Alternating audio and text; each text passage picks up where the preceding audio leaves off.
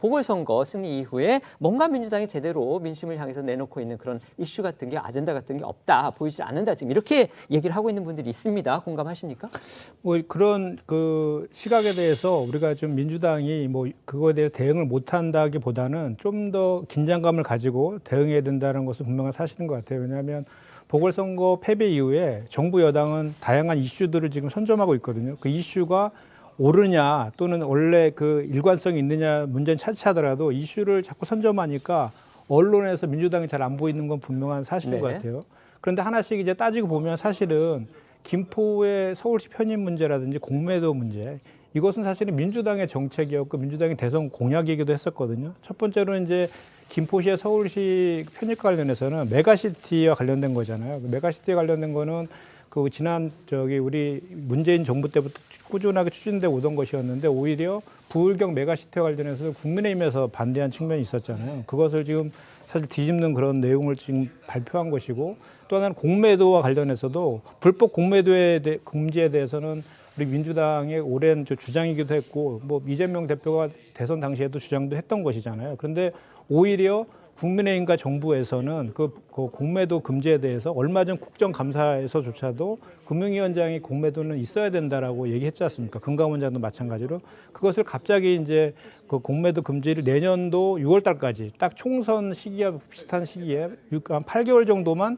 금지하겠다 이렇게 발표를 한 거예요. 그래서 이런 그 정부 여당의 발표들이 사전에 조율되거나 또 준비된 것이 아니라 총선용으로 급조돼서 발표한 이런 것들에 대한 지적들이 분명히 있을 수 있거든요. 그래서 이것이 진짜로 진정성이 있다라고 하면, 왜냐하면 민주당의 정책 방향과도 일치하기 때문에 그것이 진정성이 있으려면 정말로 우리가 민주당에서 얘기했던 대로 국회에서 여야 간에 메가시티와 관련된 그 국가 균형 발전이라는 지방 분권 차원에서의 그 논의라든지 또는 불법 공매도와 관련된 실시간의 검증 시스템을 구축한다든지 처벌을 강화한다든지 징벌적 손해배상을 도입한다든지 이런 제도적 뒷받침들이 뒤따르느냐를 보고 이제 그 정부 여당의 그 진정성이 이제 확인될 것이다라고 보고 판단합니다. 예. 네. 조국 전 장관의 총선에 나선다, 이게 민주당한테 과연 득이 될지 아니면 실이 될지 판단이 필요할 것 같습니다. 어떻게 보십니까?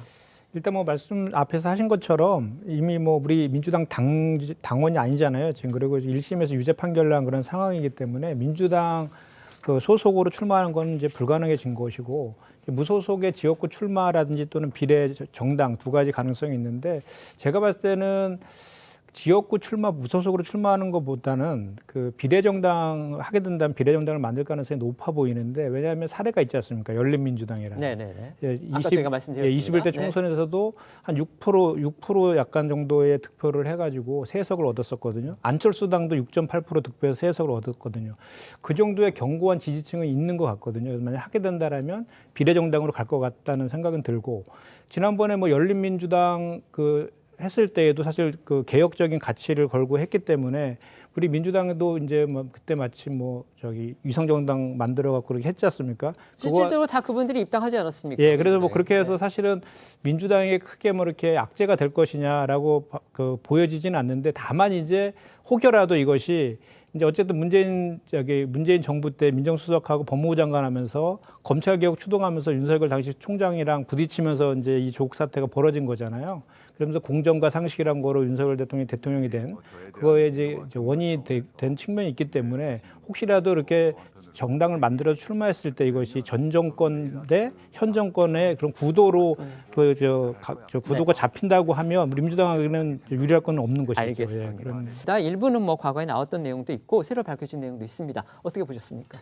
그러니까 조 씨는 그 법인카드 이용에 대해서 이재명 대표도 알고도 묵인했다라는 주장을 하려고 하는 것 같아요. 그런데 이제 지난 8월 달에 국민권익위에다가 이재명 대표를 부패 혐의로 제보했잖아요. 그래서 지금 검찰에다가 수사 의뢰를 하고 있어서 수사가 지금 진행 중인데, 저 진실은 수사와 재판을 통해서 규명될 것이라고 보고요. 다만 이제 이 조 씨가 이거를 일차적으로 폭로한 것은 21년 말이었거든요. 대선 경선이 한참일 때 폭로를 했었는데 그거에 대해서 22년 2월 달에 수사가 시작되었고 22년 8월 달에 이미 이재명 대표는 무혐의로 종결 처리된 내용이었어요. 그것을 다시 이제 국민권익위에다가 2차 제보한 것인데 그때 무혐의 처리하면서 이 조 씨는 5급 사무관인 배모 씨 사무관의 지시에 의해서 모든 걸 한 것이었거든요. 그래서 그 수사 과정에서 그 김혜경 여사와의 연관성도 지금 확인되지도 않은 그런 상태이기 때문에 그 연관성을 전제로 해서 이재명 대표까지 이것을 알고 묵인했다라고 주장하는 것은 너무 과도한 주장이다 이렇게 생각합니다. 알겠습니다.